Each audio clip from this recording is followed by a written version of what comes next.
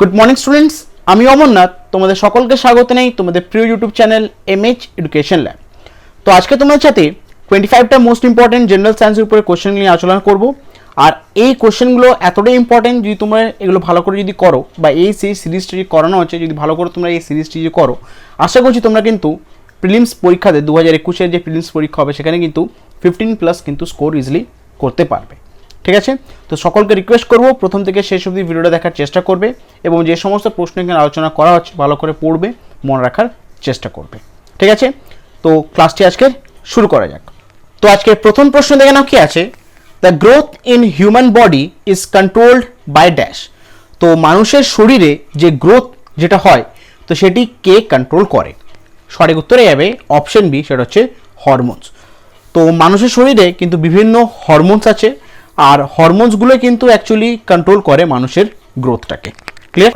তো একটু দেখে নিয়ে ব্যাপারে, হরমোনস আর chemical substances that act like messenger molecules in the body. After being made in one part of the body, they travel to other part of the body where they help control how cell and organ do their work. তো hormones হচ্ছে আমাদের শরীরের Messenger molecules, যেগুলো হচ্ছে একটা chemical substance, আর এগুলো কিন্তু এই কেমিক্যাল সাবস্টেন্সগুলো আমাদের শরীরে কিন্তু মেসেঞ্জার মলিকিউলসের মতন এগুলো বিহেভ করে। ঠিক আছে, আর আমাদের শরীরে যে গ্রোথটা হয় সেই গ্রোথটাও কিন্তু হরমোনসই কন্ট্রোল করে। বুঝতে পারছো? চলো নেক্সট কোশ্চেন দেখানো কি আছে, which of the following is not an example of infectious disease? তো এগুলোর মধ্যে কোন ডিজিজটা ইনফেকশিয়াস নয়? ঠিক আছে, অ্যাকচুয়ালি ডিজিজ দু রকমের হয়, communicable disease, non communicable disease. Communicable disease যেগুলো স্প্রেড করে, আর যেগুলো নন কমিউনিকেবল ডিজিজ সেগুলো স্প্রেড করে না। তো এখানে বলেছে যে এগুলোর মধ্যে কোন ডিজিজটা নন ইনফেকশিয়াস, এটা ইনফেকশিয়াস ডিজিজ নয়। সঠিক উত্তরে যাবে অপশন ডি, সেটা হচ্ছে আর্থ্রাইটিস। ঠিক আছে, তো একটু দেখে নিয়ে ব্যাপারে, arthritis is swelling and tenderness of one or more of your joint. তো আর্থ্রাইটিস যে রোগটা, এটা হচ্ছে কি জয়েন্টগুলো সোয়েল হয়ে যায়। ঠিক আছে, অনেকের দেখবে আর্থ্রাইটিস হয়, তাদের যে জয়েন্টগুলো হয় সেই জয়েন্টগুলো কিন্তু এজ যত বাড়বে তত জয়েন্টগুলো কী হয়, সোয়েল এবং স্টিফ হয়ে যায়। The main symptom of arthritis are joint pain and stiffness. আর্থ্রাইটিসের যে মেন প্রবলেম বা মেন যে সিমটম সেটা হয় কি জয়েন্টগুলোর প্রচুর পেন হয় এবং জয়েন্টগুলো আস্তে আস্তে এজ যত বাড়বে তত জয়েন্টগুলোকে স্টিফ হয়ে যায়। The most common type of arthritis are osteoarthritis and rheumatoid arthritis. আর্থ্রাইটিসের যে মানে অনেক ধরনের আর্থ্রাইটিস হয়, তার মধ্যে মোস্ট যে কমন আর্থ্রাইটিস দুটো, সেটা হচ্ছে অস্টিও আর্থ্রাইটিস এবং একটা হচ্ছে রিউমেটয়েড আর্থ্রাইটিস। ক্লিয়ার? খুবই কিন্তু বাজে রোগ এটা। বুঝতে পারছো? চলো, তো অলরেডি তোমরা স্ক্রিনে দেখতে পাচ্ছ WBCS প্রিলিমস 2021-কে টার্গেট করে এমএইচ এডুকেশন ল্যাবের পক্ষ থেকে লঞ্চ করা হয়েছে মক টেস্ট সিরিজ। খুবই ইম্পর্টেন্ট এই মক টেস্ট সিরিজটা।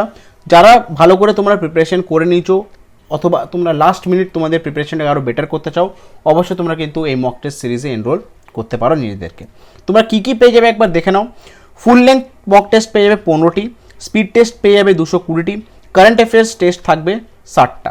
পুরোপুরি কিন্তু 100% সিলেবাস কভার করা আছে, ভ্যালিডিটি হচ্ছে 1 ইয়ার। পরীক্ষাগুলো দেওয়ার পর তোমরা সেখান থেকে স্মার্ট র্যাঙ্ক অ্যানালাইসিস করতে পারবে, আর আনলিমিটেড টাইম তোমরা কিন্তু এটাকে অ্যাটেম্প্ট করতে পারবে। আর যতগুলো কোয়েশ্চেন এখানে করানো হবে সব প্রত্যেকটা কোয়েশ্চেন কিন্তু লেটেস্ট প্যাটার্ন কোয়েশ্চেন।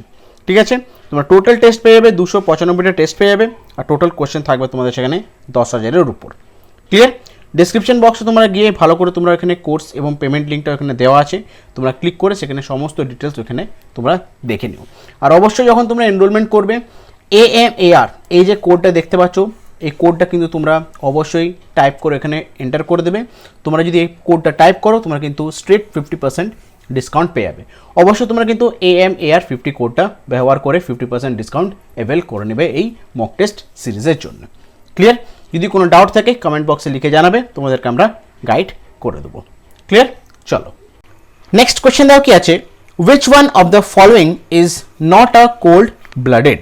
তো এগুলোর মধ্যে কোনটি কোল্ড ব্লাডেড অ্যানিম্যাল নয়? এর সঠিক উত্তরে যাবে অপশন সি, সেটা হচ্ছে র্যাট। তো র্যাট হচ্ছে কিন্তু তোমার ওয়ার্ম ব্লাডেড, এটা কিন্তু কোল্ড ব্লাডেড অ্যানিমালস নয়।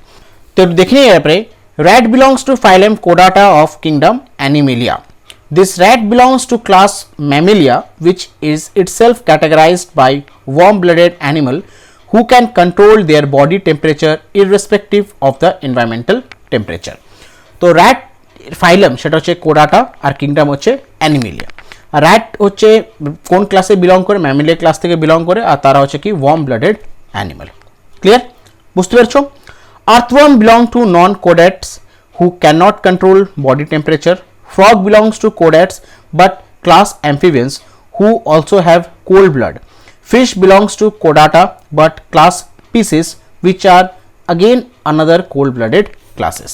তো এগুলোর মধ্যে র্যাট হচ্ছে একমাত্র ওয়ার্ম ব্লাডেড, বাদ বাকি আর্থওয়ার্ম, ফিশ এবং ফ্রগ এগুলো কিন্তু সবাই কোল্ড ব্লাডেড অ্যানিমালস। বুঝতে পেরেছো? চলো নেক্সট কোশ্চেন কি আছে, wilting of plant occur due to excessive dash. Wilting দেখবে গরমকালে দেখবে কি হয়, প্লান্টগুলো বিশেষ করে দুপুরবেলায় সেগুলো কী হয়, নেতিয়ে পড়ে। ঠিক আছে, প্লান্টগুলো দুপুরবেলা দেখবে নেতিয়ে পড়ে, আবার যখন বিকালবেলা তুমি প্লান্টগুলোকে জল দেবে তখন প্লান্টগুলো আবার নিজের একটা এনার্জি ধারণ করে নেয়। তো এই যে উইল্টিং বা নেতিয়ে পড়া, এটার কি কারণে এটা হয়? সঠিক উত্তরে যাবে অপশন এ, সেটা হচ্ছে ট্রান্সপিরেশন। অ্যাকচুয়ালি ট্রান্সপিরেশনের ডেফিনেশন হচ্ছে রিমুভাল বলবো না, evaporation of water from the aerial part of the plant. ঠিক আছে, এরিয়াল পার্ট অফ দ্য প্লান্টের থেকে যখন ওয়াটারটা ডিউ টু এক্সেসিভ সানলাইট যখন সেটা রিমুভ হয়ে যায়, বেরিয়ে যায়, সেটাকে বলা হয় কি ট্রান্সপিরেশন। ঠিক আছে, আর এক্সেসিভ ট্রান্সপিরেশন গরমকালে হয়, আর এই কারণেই কিন্তু বিশেষ করে গরমকালের দুপুরবেলার সময় প্লান্টের যে প্লান্ট যেগুলো হয় সেগুলো কী হয়, নেতিয়ে পড়ে। ঠিক আছে, সেটা এক কারণ হচ্ছে কি উইল্টিং। ক্লিয়ার? তো একটু দেখে নিয়ে এর ব্যাপারে, plant wilting occur after excessive loss of water by transpiration or lesser absorption. On a hot day plants transpire heavily and cannot absorb water speedily to keep space with transpiration loss even when there is enough water. গরমকালে actually কী হয়, loss of water সেটা বেশি হয় absorption of ওয়াটারের থেকে। তো সে কারণে কী হয়, plants কিন্তু ট্রান্সপিরেশনের রেটটাকে মিট আপ করতে পারে না, আর সে কারণে কী হয়, এক্সেসিভ প্লান্ট থেকে জল বেরিয়ে যায়, আর সেটার কারণ কী হয়, উইল্টিং হয়ে যায়। সেটা বুঝতে পেরেছো? চলো নেক্সট কোশ্চেনটাও কি আছে, দ্য ক্যাজুয়াল অর্গানিজমস অফ পোলিওইজ। তো এগুলোর মধ্যে পোলিও আছে একটা রোগ, তো সেই রোগটা কিসের কারণে হয়? সঠিক উত্তরে যাবে অপশন ডি, সেটা হচ্ছে ভাইরাস। তো পোলিও হচ্ছে একটা ইনফেকশন ডিজিজ, যেটা কিসের কারণে হয়, ভাইরাসের কারণে এটা হয়। ক্লিয়ার? তো এটা দেখে নিয়ে ব্যাপারে, polio is highly infectious disease caused by a virus. It's causative agent polio virus was identified in 1908 by Karl Landsteiner. The polio virus invades the nervous system and can cause total paralysis in a matter of hours. তো polio হচ্ছে একটা highly infectious disease, যেটার কিসের কারণে হয়, ভাইরাসের কারণে হয়, আর এটা কিন্তু হয় সেটা হচ্ছে পোলিও ভাইরাসের জন্য। আর এই পোলিও ভাইরাসটিকে আইডেন্টিফাই করেছিলেন কার্ল ল্যান্ডস্টেনার 1908 সালে। পোলিও ভাইরাসটা এতটাই ডেঞ্জারাস, যদি এটা আমাদের নার্ভাস সিস্টেমের মধ্যে যদি ঢুকে যায়, কয়েক ঘন্টার মধ্যে গোটা শরীরকে একদম প্যারালাইসিস করে দেবে। বুঝতে পেরেছ? চলো নেক্সট কোশ্চেন কি আছে, the main part of human brain is. আমাদের শরীরে যে ব্রেন আছে সেই ব্রেনের কতগুলো পার্ট হয়? অ্যাকচুয়ালি ব্রেনের তিনটে পার্ট হয়, সেরিব্রাম, সেরিবেলাম আর মেডুলা অবলঙ্গটা। ঠিক আছে, তো সব থেকে মেন পার্ট যেটা হচ্ছে সেটা হচ্ছে সেরিব্রাম। সঠিক উত্তরে যাবে অপশন এ, সেটা হচ্ছে সেরিব্রাম। তো দেখে নিয়ে ব্যাপারে, the brain has 3 main parts, cerebrum, cerebellum and brain stem. ঠিক আছে, যেটাকে আমরা বলি medulla oblongata. Clear? Cerebrum is the largest part of brain and it's composed of right and left hemisphere. It performs higher functions like interpreting touch, visions and hearing, as well as speech, reasoning, emotions, learning and fine control of movement. তো আমাদের শরীরে যে brain হয়, ব্রেনের তিনটে part হয়, cerebrum, cerebellum এবং brainstem অথবা মেডুলা অবলঙ্গটা। তো তার মধ্যে সবথেকে ইম্পর্টেন্ট পার্ট হচ্ছে সেটা হচ্ছে সেরিব্রাম। যত রকমের তোমার ইম্পর্টেন্ট যে অ্যাক্টিভিটিসগুলো হয় সেগুলো কিন্তু প্রত্যেকটা অ্যাক্টিভিটিস কিন্তু কন্ট্রোল করা হচ্ছে সেরিব্রাম। ঠিক আছে, সেরিবেলামের কাজ হচ্ছে কি, বডিটাকে ব্যালেন্স করা, আর মেডুলা অবলঙ্গটা কিসের সাথে কানেক্ট আছে, সেটা হচ্ছে স্পাইনাল কর্ডের সাথে মেডুলা অবলঙ্গটা কানেক্টেড আছে। ক্লিয়ার? বুঝতে পেরেছো? নেক্সট কোশ্চেন কি আছে, which type of nerve help a person to take smell. এগুলোর মধ্যে কোন নার্ভ মানুষকে হেল্প করে স্মেলকে সেন্স করার জন্য? সঠিক উত্তরে যাবে অপশন বি, সেটা হচ্ছে olfactory lobes। তো olfactory lobes অথবা olfactory nerves যেটা হয় সেটা কিন্তু মানুষকে হেল্প করে স্মেলটাকে সেন্স করার জন্য। ক্লিয়ার? এটা দেখে নিয়ে ব্যাপারে, the olfactory nerves transmit informations to the brain regarding a person's sense of smell. When a person inhales fragrant molecules, olfactory receptors with the nasal passage send the impulses to the cranial cavity, which then turn to the olfactory bulb. তো olfactory যে nerves সেটা কি হয়, যখনই একটা মানুষ কোনো ফ্র্যাগরেন্ট মলিকিউলসকে যখন ইনহেল করে তখন কি হয়, অলফ্যাক্টরি রিসেপ্টরসগুলো সেগুলো অ্যাক্টিভ হয়ে যায়, সেগুলো ন্যাসাল প্যাসেজ দিয়ে ইম্পালসটাকে ট্রাভেল করে কোথায়, ইম্পালসটাকে পাঠিয়ে দেয় কোথায়, ক্রেনিয়াল ক্যাভিটিতে, তারপর সেখান থেকে আবার অলফ্যাক্টরি লোবসে সেটাকে ট্রাভেল করে। তো এইভাবে একটা মানুষ অলফ্যাক্টরি লোবস দিয়ে স্মেলকে তারা সেন্স করে। ক্লিয়ার, বুঝতে পেরেছো?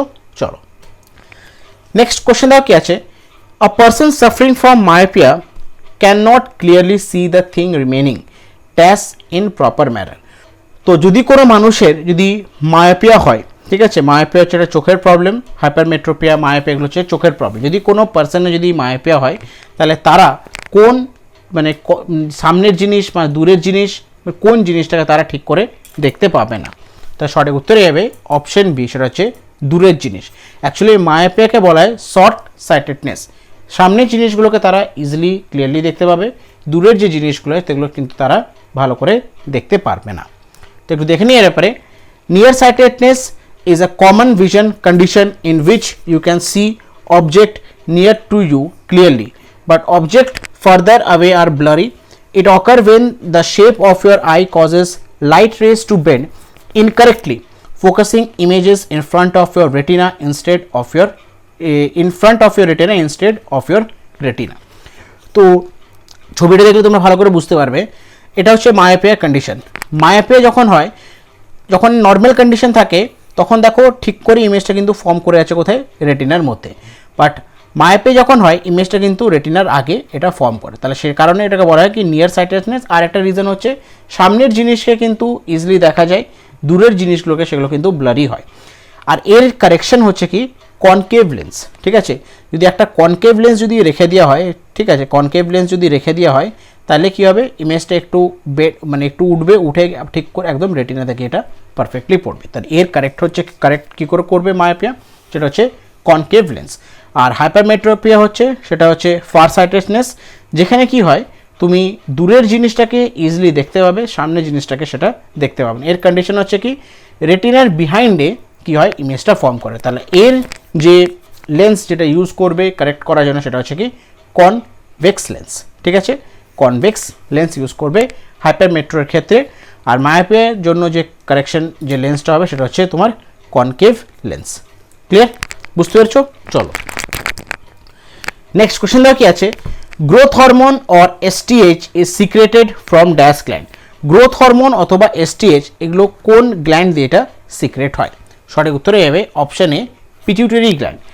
তো একটু দেখে নিয়ে ব্যাপারে, growth hormone GH also called somatotropin or human growth hormone, peptide hormone secreted by the anterior lobe of pituitary gland.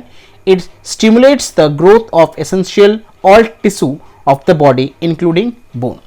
তো গ্রোথ হরমোন যেটা আরেকটি নাম হচ্ছে সোম্যাটোট্রপিন অথবা হিউম্যান গ্রোথ হরমোন, ঠিক আছে, এটা কোথা থেকে সিক্রেট হয় সেটা হচ্ছে পিটুইটারি গ্ল্যান্ড, ঠিক আছে, anterior lobe of pituitary gland থেকে এটা সিক্রেট করে। ক্লিয়ার, চলো নেক্সট কোশ্চেন আর কি আছে, paramagnetism is a property of dash. তো প্যারাম্যাগনেটিজম যেটা, তো সেটার প্রপার্টি কি? সঠিক উত্তরে যাবে অপশন সি, হচ্ছে আনপেয়ার্ড ইলেকট্রন। তো একটু দেখে নিই ব্যাপারে, paramagnetic properties are due to the presence of some unpaired electrons and from the realignment of the electron path caused by the external magnetic field. Paramagnetic materials include magnetism, molybdenum, lithium and tantalum. তো paramagnetism হচ্ছে একটা property যেটার reason হচ্ছে কি unpaired ইলেকট্রনসের জন্য কিন্তু এটা এই প্রপার্টিটা হয়, বুঝতে পেরেছো? আর প্যারাম্যাগনেটিক ম্যাটেরিয়ালসের মধ্যে কী কী ইনক্লুড আছে সেগুলো হচ্ছে ম্যাগনেসিয়াম, মলিবডেনাম, লিথিয়াম এবং ট্যান্টালাম। ক্লিয়ার, চলো নেক্সট কোশ্চেন দেওয়া কি আছে, which one is the unit of surface tension of a liquid? তো এগুলোর মধ্যে সারফেস টেনশন, লিকুইডের সারফেস টেনশনের ইউনিট কোনটি? কারেক্ট আনসার হয়ে যাবে অপশন এ, সেটা হচ্ছে নিউটন পার মিটার। তো দেখে নিই ব্যাপারে, the SI unit of surface tension is Newton per meter or N/m. তো সারফেস টেনশনের ইউনিট সেটা হচ্ছে কি নিউটন পার মিটার। ক্লিয়ার, চলো নেক্সট কোশ্চেন কি আছে, eddy current is generated by dash. তো এডি যে কারেন্ট, ঠিক আছে, এটা কিসের সাথে, এটা মানে কিসের কারণে এটি জেনারেট হয়? সঠিক উত্তরে যাবে অপশন বি, সেটা হচ্ছে ইন্ডাকশন। ইন্ডাকশনের কারণে কিন্তু এডি কারেন্টটি জেনারেট হয়। তো দেখে নিই এরপরে eddy current. Eddy can be created when conductor is moving through a magnetic field or when the magnetic field is surrounding by a stationary conductor is varying।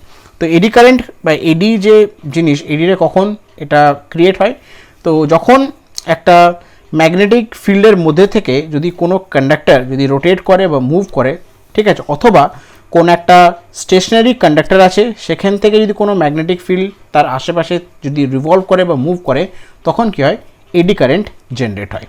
বুঝতে পেরেছো? তো এটা ইন্ডাকশনের কারণে কিন্তু এডি কারেন্টটি জেনারেট হয়। Clear?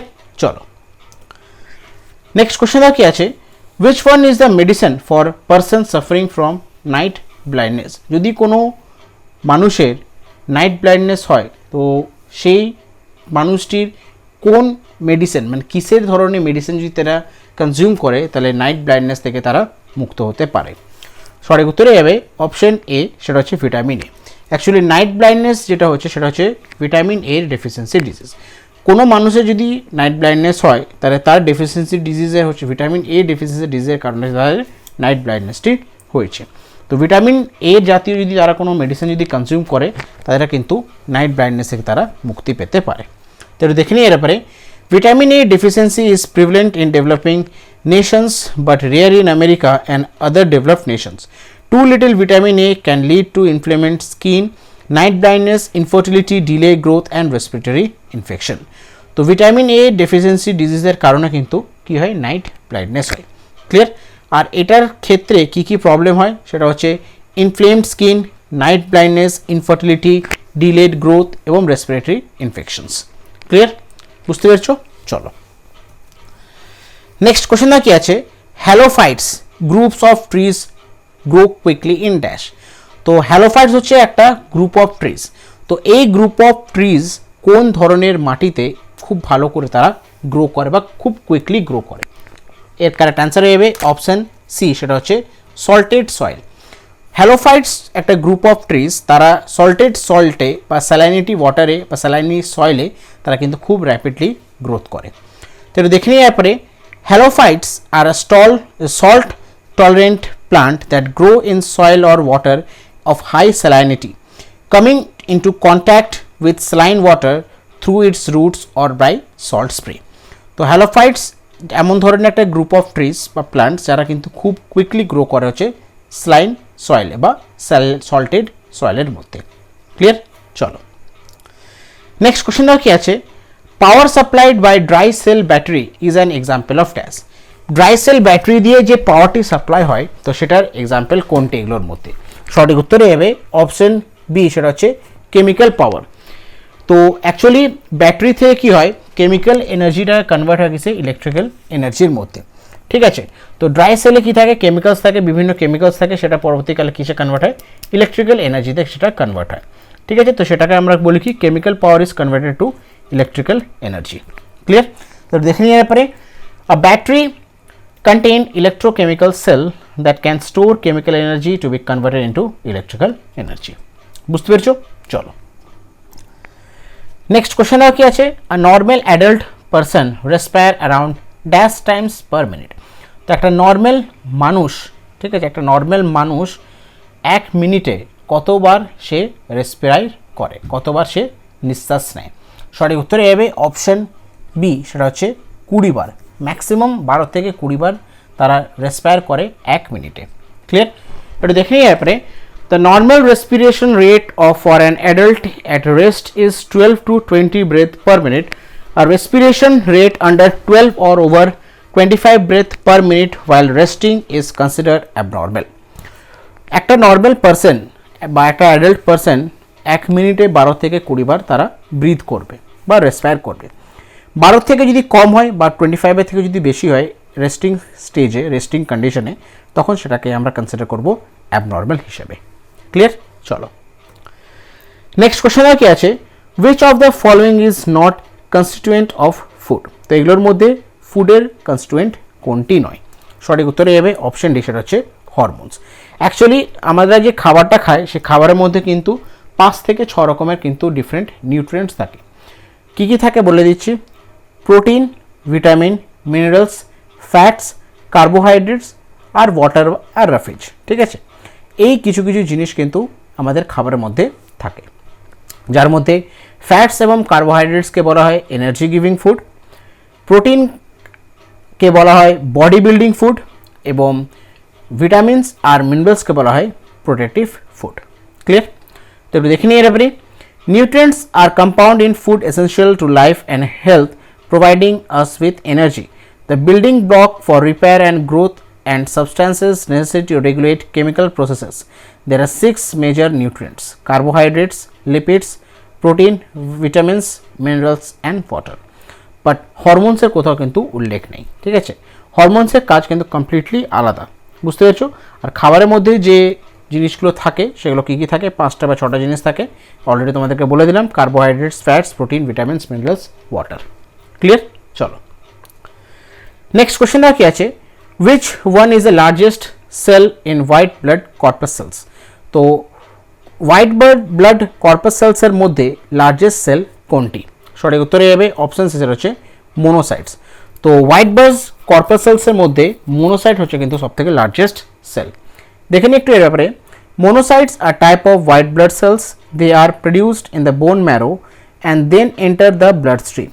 They fight certain infections and help other white blood cells remove dead or damaged cell and fight cancer cell. তো monocyte হচ্ছে একটা ধরনের হোয়াইট ব্লাড সেল বা লার্জেস্ট সেল, হোয়াইট ব্লাড কর্পাস সেলসের লার্জেস্ট সেল হচ্ছে monocyte cells. ঠিক আছে, মোনোসাইটস এগুলো কোথায় প্রডিউস হয়? এটা প্রডিউস হচ্ছে কোথায়? বোন ম্যারোতে। তারপর সেটা কোথাও এন্টার করছে, সেটা হচ্ছে ব্লাড স্ট্রিমে, তারপর এটা এন্টার করছে। কাজ কি মোনোসাইটসে? They fight certain infections and help other white blood cell to remove dead or damage cell and fight cancer cell. এর কাজ হচ্ছে ইনফেকশনের সাথে লড়াই করা এবং অন্য যে হোয়াইট ব্লাড সেলস আছে সেগুলোকে, হোয়াইট ব্লাড সেলস যেগুলো আছে সেগুলোকে হেল্প করা, ডেড এবং ড্যামেজ যে সেলসগুলো আছে সেগুলোকে রিমুভ করার জন্য এবং ক্যান্সার সেলস সাথে এগুলোকে ফাইট করার জন্য। ক্লিয়ার? বুঝতে পেরেছো? চলো নেক্সট কোশ্চেন কি আছে, the most important function of food in human bodies? মানুষের শরীরে খাবারের সব থেকে বেশি দরকার কী কারণে? সঠিক উত্তরে যাবে অপশন বেশি হচ্ছে এনার্জি জেনারেট করার জন্য। ঠিক আছে, মানুষ খাবার কী জন্য খায়? এনার্জি পাওয়ার জন্য। একটু দেখে নিই ব্যাপারে। Keep our bodies, food keep our body warm and give us energy, keeps our body healthy by helping our immune system to prevent or fight diseases, repair or healing of injuries, help our brain to grow and function properly. তো মানুষ যে actually খাবারটা খায়, তো সেই খাবার reason কিন্তু হচ্ছে আমাদের শরীরের মধ্যে এনার্জি জেনারেট করা। ঠিক আছে, যে এখানে যদি কোনো কাটাছিটা গেছে সেগুলোকে রিপেয়ার করা। ঠিক আছে, আরও বিভিন্ন কিন্তু প্রপার্টিজ আছে বা ফাংশনস আছে খাবারে। তো সব থেকে মেন যে ফাংশন সেটা হচ্ছে কি জেনারেট এনার্জি জেনারেট করার জন্য মানুষ খাবার খায়। ক্লিয়ার? চলো নেক্সট কোশ্চেনে কি আছে, the process of transfer of genetic information to DNA to RNAs? তো প্রসেস ডিএনএ থেকে আরএনএ জেনেটিক ইনফরমেশনকে ট্রান্সফার করার জন্য যে প্রসেস, সে প্রসেসটির নাম কি? সঠিক উত্তরে যাবে অপশন ডি, ট্রান্সক্রিপশন। ঠিক আছে, এটাকে বলা হয় কি ট্রান্সক্রিপশন। এটা দেখে নিই ব্যাপারে। The transfer of genetic information from DNA to RNA is known as transcriptions. Both the strands of DNA do not transcribe RNA, but only one of them does it, which is called template strand. তো DNA থেকে RNA, transfer of genetic information from DNA to RNA, এই প্রসেসটাকে বলা কি transcription. Clear? বুঝতে পেরেছো? চলো next question কি আছে, which one occur through chemical change? তো এগুলোর মধ্যে কোনটি হচ্ছে chemical change? Actually chemical change আর ফিজিক্যাল চেঞ্জ দু রকমের চেঞ্জেস হয়। কেমিক্যাল চেঞ্জে কী হয়? নিউ সাবস্ট্যান্সেস ফর্মড, সেটা হচ্ছে কি পারমানেন্ট চেঞ্জ। ঠিক আছে, আর ফিজিক্যাল চেঞ্জের মধ্যে কী হয়? নো নিউ সাবস্ট্যান্সেস ফর্ম, এটা হচ্ছে টেম্পোরারি চেঞ্জ। তো কেমিক্যাল চেঞ্জে এগুলোর মধ্যে কোনটি হচ্ছে কেমিক্যাল চেঞ্জ? সঠিক উত্তরে যাবে অপশন সি, হচ্ছে রাস্টিং অফ আয়রন। তো রাস্টিং অফ আয়রন হচ্ছে কি তোমার কেমিক্যাল চেঞ্জ। বাদ বাকি বয়লিং অফ ওয়াটারও ফিজিক্যাল চেঞ্জ, মেল্টিং অফ সালফারও ফিজিক্যাল চেঞ্জ। ঠিক আছে, এটা দেখে নিই আপনি। Rusting is an iron oxide, a usual reddish brown oxide formed by the reaction of iron and oxygen in a catalytic presence of water or air moisture.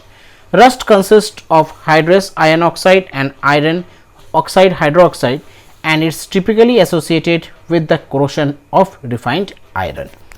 তো lasting হচ্ছে একটা আয়রনের মধ্যে যে জংটা লেগে যায় সেটাকে আমরা কি বলি রাস্টিং। দীর্ঘদিন যদি কোনো লোহার জিনিস বাইরে যদি পড়ে থাকে সেটা অক্সিজেনের কন্ট্যাক্টে আসার পর এয়ার এবং ময়েশ্চারে অক্সিজেনের সাথে মিলেমিশার পর সেটা কি একটা ইয়েলোইশ একটা লেয়ার এটা ফর্ম হয়ে যায়, ঠিক আছে, আয়রন অক্সাইডের একটা লেয়ার ফর্ম হয়ে যায়, ঠিক আছে, সেটাকে আমরা কি বলি জং লাগা। আর এই জং লাগার মধ্যে কি একটা নতুন প্রোডাক্ট ফর্ম করছে, আর সে কারণেই এটাকে বলা হচ্ছে কি তোমার ফিজিক্যাল চেঞ্জেস। ক্লিয়ার, বুঝতে পেরেছো? চলো নেক্সট কোশ্চেন দেওয়া কি আছে, which one is neither an element nor a compound, ঠিক আছে। তো এগুলোর মধ্যে কোনটা এলিমেন্টও নয় এবং কোনটা কম্পাউন্ডও নয়। সঠিক উত্তরে যাবে অপশন সি, সেটা হচ্ছে এয়ার, ঠিক আছে। এয়ারকে আমরা জেনারেলি কী বলি, সেটা হচ্ছে মিক্সচার। ক্লিয়ার, তো একটু দেখে নিই এরপরে, the air around us is mixture of gases mainly nitrogen and oxygen. Air also contain very smaller amount of water vapor, argon and carbon dioxide and very small amount of other gases, suspended dust, spores and bacteria.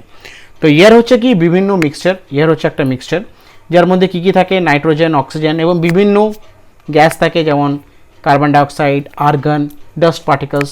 তো মিলিয়ে মিশিয়ে কী হচ্ছে, air হচ্ছে কি একটা mixture, এটা neither একটা compound নর একটা এলিমেন্ট। ক্লিয়ার, চলো নেক্সট কোশ্চেন কি আছে, the percentage of oxygen in pure water is around. Pure water এ অক্সিজেনের পার্সেন্টেজ কত? ক্লিয়ার, সঠিক উত্তরে যাবে অপশন ডি, সেটা হচ্ছে নিয়ার অ্যাবাউট 88%। তো একটু দেখে নিই এর ব্যাপারে, ওয়াটারের ফর্মুলা কী হচ্ছে, সেটা হচ্ছে H2O, ঠিক আছে। তো অ্যাকচুয়ালি এইচ এর মোলার মাস হচ্ছে 1 আর অক্সিজেনের মোলার মাস হচ্ছে 16। তাহলে যদি আমি ক্যালকুলেট করি, যদি হাইড্রোজেন কতগুলো আছে, দুটো, তাহলে 2 × 1 + 16 সেটা হচ্ছে 18। টোটাল মলিকুলার ওয়েট হচ্ছে কত, H2 এর মলিকুলার ওয়েট হচ্ছে কত 18, হাইড্রোজেন 2 প্লাস ওয়াটার হচ্ছে 16, সেটা হচ্ছে 18। ক্লিয়ার, এবার যদি পার্সেন্টেজ অফ যদি হাইড্রোজেন বার করি সেটা 2/18 × 100, সেটা হচ্ছে 11.11%, আর 100 মাইনাস যদি 11.11% যদি করে দিই তাহলে কত আসছে, নিয়ার অ্যাবাউট 88.89%।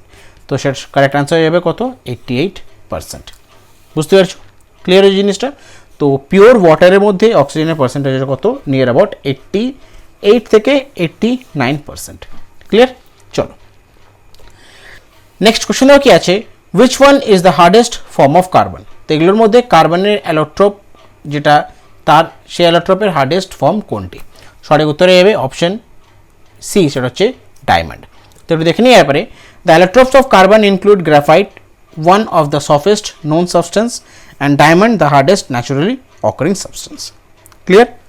চলো তো আজকে শেষ প্রশ্ন দেখে না কি আছে, raw materials use to manufacture Portland cements are mainly. তো পোর্টল্যান্ড সিমেন্টস ম্যানুফ্যাকচার করার জন্য কি কি র মেটেরিয়ালস দরকার পড়ে? সঠিক উত্তরে যাবে অপশন বি, সেটা হচ্ছে লাইমস্টোন, ক্লে অ্যান্ড জিপসাম। তো পোর্টল্যান্ড সিমেন্ট তৈরি করার জন্য বিশেষ করে লাইমস্টোন, ক্লে এবং জিপসাম ইউজ করা হয়। ক্লিয়ার, তো দেখে নিই আপনি, the raw materials that is used in manufacturing of Portland cement mainly consist of lime, silica, অ্যালুমিনিয়া and iron oxide. তার সাথে জিপসাম, ক্লেও কিন্তু ইউজ করা হয়। বুঝতে পারছো? তো এগুলো ছিল আজকের মোস্ট ইম্পর্টেন্ট 25টা কোশ্চেন সায়েন্সের উপরে, যেগুলো তোমাদের সাথে আলোচনা করলাম। যদি তোমাদের কোথাও ডাউট থাকে তোমরা অবশ্যই কমেন্ট বক্সে কমেন্ট করে জানাবে ডাউটটি, তোমাদেরকে সেখানে ক্লিয়ার করে দেওয়া হবে। আর একটা ছোট্ট রিকোয়েস্ট সকলের কাছে তোমাদের কাছে করার আছে, আমাদের WBCS প্রিলিমস 2021 যে মক টেস্ট সিরিজটা চলছে, এটা কিন্তু আর কিছুদিন পর এটাকে বন্ধ করে দেওয়া হচ্ছে। প্রচুর স্টুডেন্ট এখানে এনরোলমেন্ট করে নিয়েছে আর তারা কিন্তু প্রচুর বেনিফিট পাচ্ছে, তাদের ফিডব্যাকটা কিন্তু খুবই ভালো। এখনও যারা তোমরা এটার মধ্যে এনরোলমেন্ট করোনি তারা অতি অবশ্যই কিন্তু এনরোলমেন্ট করে নিতে পারো। যদি এনরোলমেন্ট তোমরা করো সেখানে তোমরা কিন্তু আমার কোড AMAR50 এই কোডটা অবশ্যই ইউজ করবে, সেখানে তোমরা 50% স্ট্রেট ডিসকাউন্ট পেয়ে যাবে। ক্লিয়ার, আরও যদি কোথাও ডাউট থাকে তোমাদের এটার ব্যাপারে কমেন্ট বক্সে জানাবে, কমেন্ট বক্সে কমেন্ট করে জানাবে, তোমাদেরকে সেখানে ক্লিয়ার করে দেওয়া হবে। বুঝতে পারছো?